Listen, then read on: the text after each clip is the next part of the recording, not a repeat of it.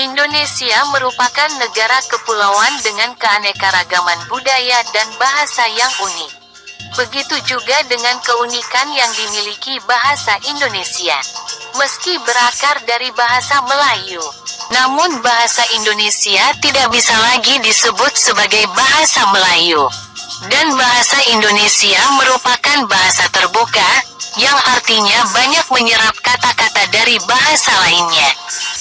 Banyaknya kata serapan yang terdapat dalam bahasa Indonesia menambah kekayaan makna di dalam bahasa Indonesia.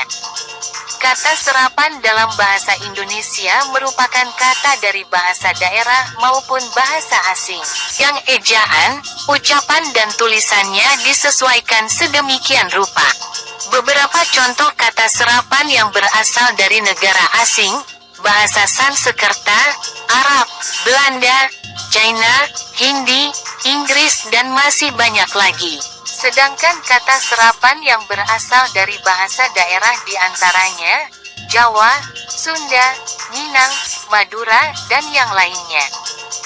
Hampir seluruh bahasa daerah ada pada bahasa Indonesia. Indonesia kaya akan suku budaya dan bahasa yang kurang lebih mempunyai 718 bahasa daerah. Inilah jenis-jenis proses kata serapan dari kata bahasa asing menjadi kosakata bahasa Indonesia.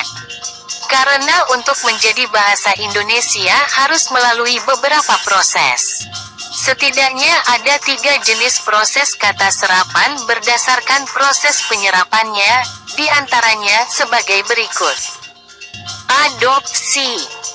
Adopsi merupakan proses penyerapan kosakata asing yang memiliki makna yang sama dalam bahasa Indonesia, tanpa mengubah ejaan, pengucapan, dan penulisan sama sekali.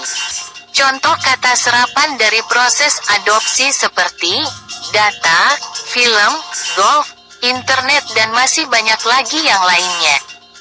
Adaptasi. Adaptasi merupakan proses penyerapan kata asing yang digunakan karena memiliki makna yang sama dalam bahasa Indonesia, namun kata tersebut telah mengalami perubahan dalam ejaan, pengucapan dan penulisannya sesuai dengan kaidah bahasa Indonesia.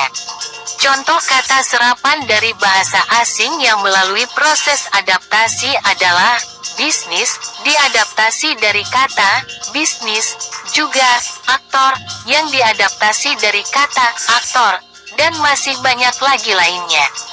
Pungutan. Proses penyerapan kata asing dengan pungutan terjadi karena pemakai mengambil konsep yang ada pada bahasa asalnya. Kemudian, kata tersebut dicari terjemahannya dalam bahasa Indonesia. Contoh kata serapan dari proses pungutan bahasa asing seperti tryout, diserap menjadi kata uji coba, download, diserap menjadi kata unduh, dan install, diserap menjadi kata unggah, dan lainnya. Bahasa Indonesia tidak hanya mencakup kata asli, melainkan juga memuat dari kata serapan dari berbagai bahasa asing dan daerah. Tentu saja, kata serapan ini membuat bahasa Indonesia bersifat dinamis dan berkembang dalam kosakata bahasa Indonesia. Terima kasih sudah ikut menyimak video dari kami. Semoga bisa dapat menambah sedikit wawasan dan pengetahuan. Sampai jumpa lagi.